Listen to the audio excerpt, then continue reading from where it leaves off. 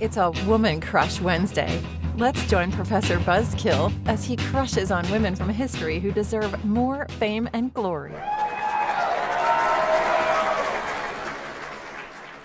Hello, Buzzkillers. It's a Woman Crush Wednesday, and I can't imagine a better subject than the one we're about to tackle for this Woman Crush Wednesday, because not only has this woman not received the fame and glory she should have received around the world as an independence fighter, but also has been sort of written out, almost consciously written out of history.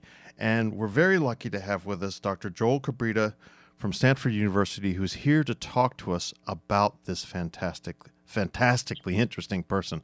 Welcome to the show. Thank you so much, Joe. It's great to be here, and thanks for inviting me. Well, your publisher very kindly sent me this book and encouraged me to interview you. So please, let's start off, if you don't mind, by telling the Buzzkillers who this is. Well, Regina Twala is one of the most significant African women of the 20th century. She was a pioneering political figure in the country of Eswatini, a small nation just next to South Africa. And she was one of the co-founders of that country's first political party in the 1960s. She was also a really key figure in neighboring South Africa in the fight against apartheid. And in addition to her political activities, she was a phenomenally talented and prolific literary figure. She wrote as many as 5 different book manuscripts. She wrote hundreds and hundreds of articles for leading newspapers in Southern Africa. And finally, she left behind a remarkable corpus of nearly 1,000 love letters exchanged with her husband over a 30-year period. So in terms of her political influence and her literary stature and importance, I can't actually think of many women of this period who rival her in significance. Well, let's start from the beginning. When was she born? How did she grow? What's her early life like, et cetera, et cetera? Well, Twala was born in 1908, which, for those of you who know South African history, is really the beginning of a very repressive period for Black South Africans. A few years after she was born in 1913, the South African Natives Land Act would be passed. And this was a really infamous piece of legislation that effectively dispossessed Black South Africans of their land. It took about 90% of South Africa's land and put it in the hands of the small white minority. So it was Black middle-class families like Twala's living in rural areas in South Africa who were most affected by this really draconian legislation.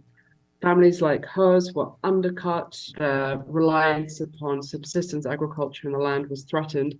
And so Twala and many other people like her were effectively forced to migrate to cities and towns in search of work, many times in white households as domestic servants, just simply because they couldn't make ends meet living on the land as they had done for decades and generations previously.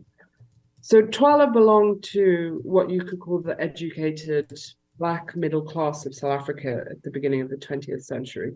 She was raised as a Christian. She was sent to leading Christian missionary schools of the day. She was one of a tiny minority of women in South Africa who could read, who could write, who were literate. I think only around 200 women graduated from high school in the entire country. 200 Black women graduated from high school in the entire country around the time that Twala did. So she entered into teaching, which was the kind of quintessential profession for this tiny Black female elite. And as soon as she entered into teaching, she also became a writer. So as far as I can tell from evidence given by her letters, writing and being an author was really one of Twala's earliest aspirations. She was intelligent, she was bookish, she was the kind of girl who would read late at night in boarding school once the lights had been turned out with a candle and kind of secret away literature, newspapers, magazines, whatever she could get her hands on. And so one of her very earliest ambitions was to write. And so she started writing for Johannesburg newspapers when she was actually just a teenager and rapidly established herself as one of the most famous, well-known columnists for the Johannesburg Press, writing under a pseudonym that I love. She called herself Mademoiselle, which, if you know French, of course, means young girl, which was actually a play on her middle name of Gelana, which is a isiZulu kind of play on girl, Gelana, little girl. So she was translating into French and using as a pseudonym her Zulu family nickname to write for the newspapers. She also went to university and became, if I understand it correctly, the first black woman to obtain a degree from the University of Witwatersrand. That is correct, Joe. Twala was, in fact, the second black woman to graduate. The first black woman was a graduate from the medical school in 1947, but Twala was certainly the first black woman to graduate from the non-medical bit of the university with a degree in social science, which she got in 1948. And so she was a double rarity. Not were there only 4 black students to graduate from the whole university in that entire year. There was only 1 black student, and that black female student, and that was her. So both by virtue of her gender as well as of her race, she was a truly exceptional character and stood out in being one of the absolutely tiny number of black women of this day who had a university education. What was the focus of her journalism? Did she move towards political issues relatively early on, or did that take a while? I think it took a while. So what we see in her journalism of the 30s and of the 40s is much more of a focus on the intimate. So she wrote about women, she wrote about women's issues. But, as a feminist myself, I think it's really important not to depoliticize the intimate. And I think for Twala, the personal was political. So talking about women, talking about relationships, she was effectively an agony aunt in some of her Mademoiselle columns, giving lovelorn women advice about how to negotiate relationships and so on. I think for her, advising Black women how to steer and navigate the very difficult urban environment of the 30s and 40s was a kind of political statement, because the 30s and the 40s was when the racist white South African government was increasingly clamping down on the presence of Black women in cities like Johannesburg. It was passing a number of laws, including pass laws, that made it very hard for Black women to live in the city without permission from a male guardian. So in the state's vision, Black women would be at home in the rural areas, safely under the supervision of a so-called male guardian, husband, father, brother. So Black women were becoming this kind of increasingly threatened demographic group in the city. So I think for Twala to speak directly to this urban, cosmopolitan women, to their hopes, their dreams, their aspirations, to be a modern woman, to be independent. She wrote columns about clothing, dresses, modern femininity, love, heartbreak.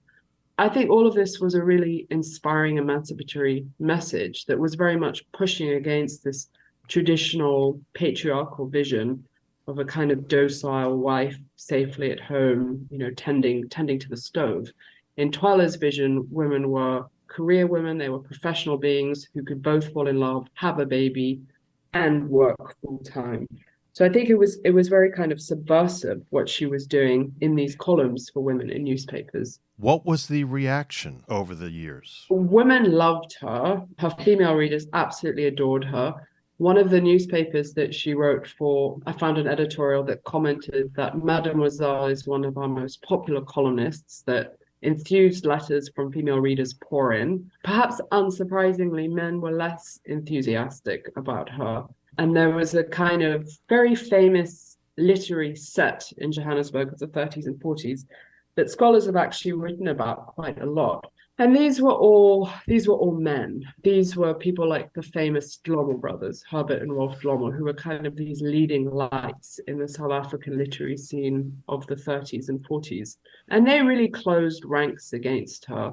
They made her feel that she was an outsider, an interloper, and they were actually behind Twala's first failure in the publishing world, which was when she tried to turn from journalism to novel writing. And she wrote a whole novel of which, unfortunately, we only have fragments in the form of a few paragraphs. And she tried to get this published. And in order to access publishers of the day, she needed the recommendation and the good word of this kind of literary clique who, as I said, closed ranks against her, who refused to put in a good word for her. One of them actually suggested to her that if she would sleep with him and have an affair, then he would write a foreword for her novel and kind of ease its way into publication, which she was outraged about and turned down. But I think it's really an example of how her sexuality and her womanhood were being weaponized by these territorial male intellectuals as a way of effectively locking her out of the literary sphere and making sure that the print culture of South Africa in this day was almost exclusively male. Does this being shut out help lead to her to become more actively political in the late 50s and 60s? I've noticed with her life as she ages and throughout the 50s and 60s that she becomes angrier and angrier with men. And one of the ways in which you can track this is through in the declining state of her relationship with her second husband, Dan Twala, who was in himself a very famous figure in mid-century South Africa. He was a pioneering sporting personality. He later went into radio broadcasting. He was an actor. He was the manager of a very well-known leisure institution called the Bantu Sports Club in Johannesburg, which was kind of the place to be on weekends. So she was linked to this very prominent, very high-profile, very respected man in Johannesburg. And initially, she was quite content to play the role of kind of junior subservient to him and kind of looking up to him and worshipping him. But then as she grew older, as she grew more and more fed up with her husband's affairs, her kind of sense of outrage and her sense of resentment, her sense of fury at men, at double standards, at the sexual hypocrisy of the period, I think began to grow and grow. And this sense of just kind of having had enough of men, I think was also paired with the recognition that white liberals, who in South Africa were a very distinct group, who were mainly English speaking as opposed to the ruling Afrikaner class, who prided themselves on being liberal, who prided themselves on being more progressive and more kind of politically aware than your run-of-the-mill ordinary racist Afrikaner, and who kind of really had ownership of universities, of much of the publishing world, the literary world of the day. And these were the people who had kind of supported and patronized and encouraged Twala in her education, in her early literary efforts. But as the 50s wore on, she became increasingly frustrated and fed up with the supposed liberalism of these white allies. And she began to call them out for hypocrisy. And she began to call them out for, being quite happy to support and mentor Black women, but only as long as she maintained a junior position to them. So there's a very famous South African political activist and Black consciousness leader, Steve Biko, who I'm sure many of your listeners will have heard of. And he made a very famous statement to the effect that the white liberal is the one to truly be feared in South Africa, far more than the openly racist Afrikaner. And I think this echoes Regina Twala's experience. So she became radicalized, I'd say, as the 50s wore on, and began to move from this sort of quite moderate, gradualist form of politics. It was all about forming alliances with white liberals. And she began to drift more and more to the left and, to a variety of what 10 years later, I think, would be called Black pride and Black consciousness. And of course, there was the worsening political situation. So in 1948, there was a big change of government in South Africa. The Nationalist Party was voted into power, which was this very right-wing, hardcore Afrikaner party that ran on this platform of apartheid, or supposed separate development of the races, which in effect meant underdevelopment of all the races except the white. And a terrible political situation became even worse. So I think she was radicalized by her personal experiences with men, with white liberals, but also by the climate of the day. And I think it was increasingly hard not to take sides and not to be pushed into a position of protest and outright opposition to what the government was doing, and the way in which Black intellectuals, Black activists, educated Black people were a particular target for the white regime. But she goes quite far. I mean, she co-founds the Swaziland Progressive Party in 1960. She runs for election in 1964. This is definitely activism. Absolutely. So in 1952, Twala took part in the largest nonviolent protest movement South Africa's ever seen, something called the Defiance Campaign, which was when tens and tens of thousands of people clogged up transport system, public buildings like post offices, in an act of civil disobedience. And Twala was arrested along with countless other protesters and activists and spent some time in prison. And it was around this time that she decided to exile herself from South Africa. And she decided to move to the neighboring country of Eswatini, as many Black activists of this period were doing, realizing that it was becoming impossible to live actively and be political in South Africa. In addition to that, her second husband, Dan Twala, was a Swazi himself originally, so she was kind of returning to her husband's country. At this point, she was living separately from Dan Twala, fed up with his philandering ways. And in fact, Nelson Mandela, then a lawyer in Johannesburg, had represented her in her divorce case against Dan Twala. So she left Dan, she left South Africa, she effectively exiled herself to neighboring Eswatini. And there she became very involved in anti-colonial politics against the British. So Eswatini, then called Swaziland, was a British protectorate. And as was the case across the African continent in this period, there were winds of independence blowing across the continent. There was increasing talk of the fact that it was not a question of if, but when European powers would wind down their flags from colonies across the continent. So Twala joined with a number of other activists and politicians in Eswatini in agitating and campaigning for the British withdrawal from Eswatini. I think what set Twala's politics aside and made her even more radical is that she had two targets in her side. One, she opposed the British. She firmly felt that Eswatini should be ruled by Black Swazis and there should be political self-determination. So far so normal. But her second stance was that she also opposed the power of the hereditary Swazi monarchy, who was led by a figure called Sobhuza. And Eswatini was a kind of unusual case in African independence in that when the British left, it wasn't a straightforward transition to a parliamentary democracy. Instead, they effectively handed over the keys. They effectively handed over power to a hereditary traditional monarch, Sobhuza, a state of affairs that still persists in current Eswatini in 2023. So there have never been truly free democratic elections in Eswatini from the time the British left up until today. And the transition to independence, far from being this kind of usual stereotype of liberation, emancipation, finding the people free and ruling itself, in the case of Eswatini was just a transfer from one political master to another, from British colonials to the monarchy. And this was a matter of debate in political circles throughout the 50s and the 60s. The British finally left in 1968. And Twala was one of a small number of political activists who spoke both against the British, but also against the entrenched power of the hereditary monarchy. She said, in cultural matters, it's fine. Let's have a king. It's part of Swazi tradition, part of Swazi culture. That's great. She'd studied anthropology herself at university. She was very much in favor of Swazi people retaining traditions, but she felt they should be curtailed. And when it came to political matters, what Swaziland needed, what Eswatini needed, was democracy in the same way that Western nations enjoy democratic rights. So this really marked her out as an enemy both of the British and of the very powerful Swazi royal family. And it's this, I argue, that's one of the most important factors that has led to her erasure, that her politics contradicted the powerful in Eswatini, both then as well as today.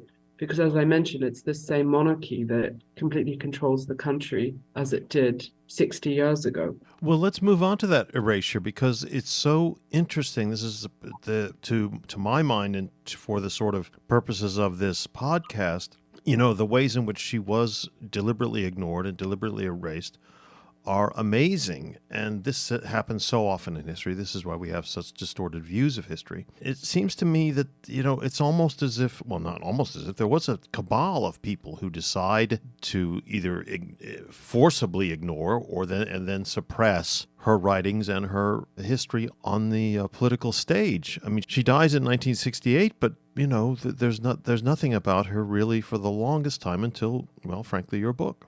Yeah, and the most poignant, sad part of that story is that as Twala was literally on her deathbed in her final weeks of life, as she was, ill in her bed, she died tragically early at 60 from cancer.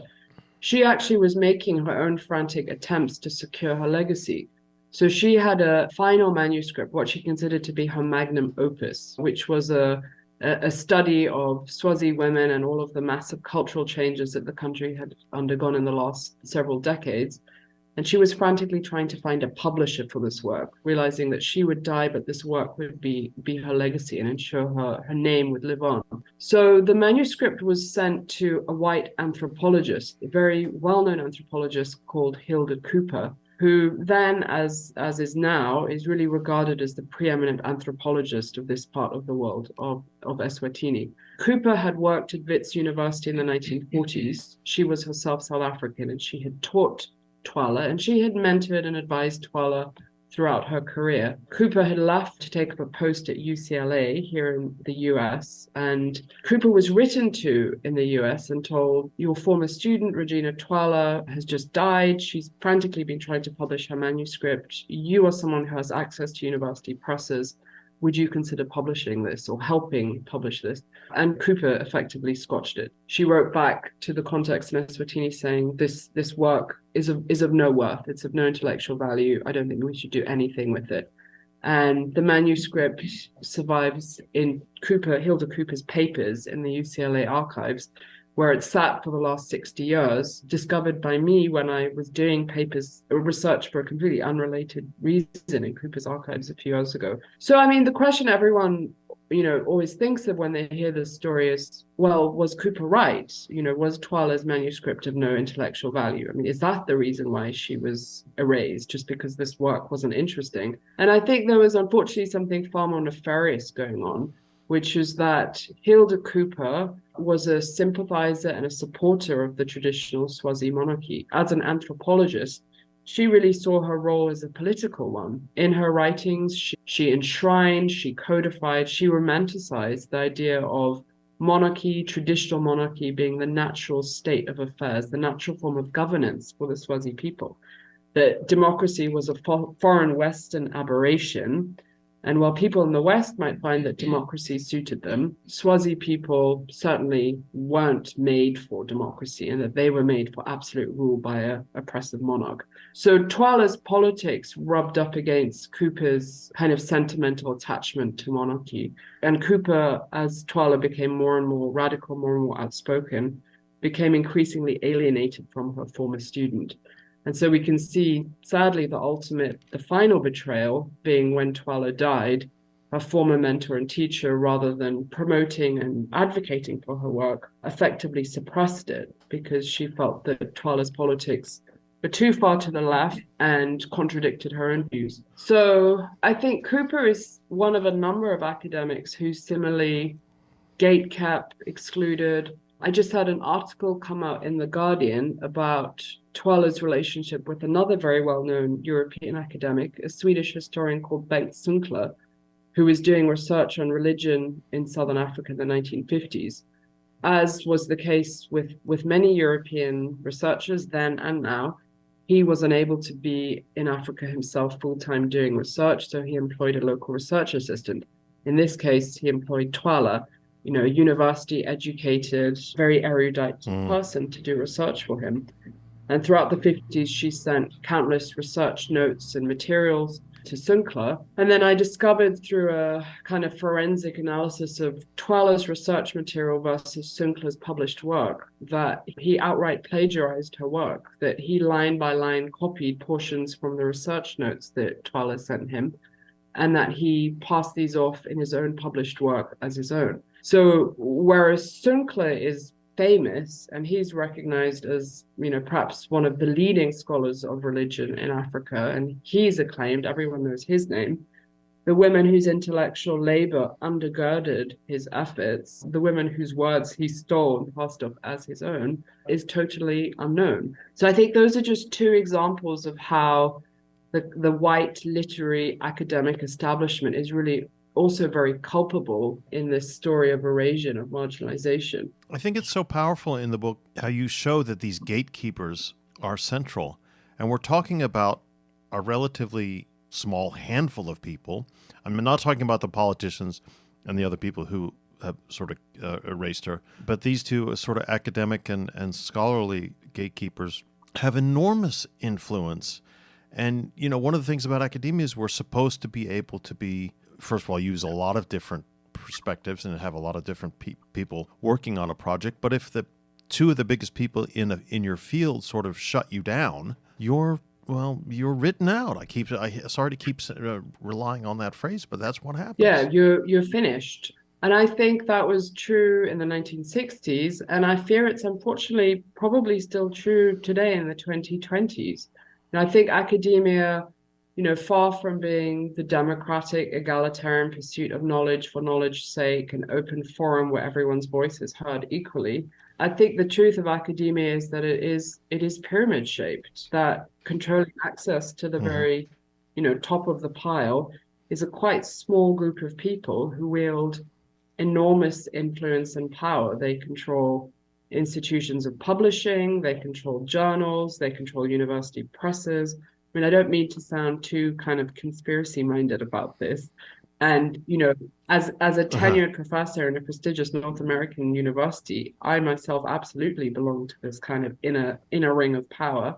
And I think it's almost impossible to break into it and to have success if you are not eased in, if the doors aren't open for you on those in the inside. So we're going to continue to have, because academia is a human profession, we're going to continue to have these abuses of power and these rivalries, these jealousies, these acts of bad faith, probably forever. Well, I think that Twala's story is far from unique.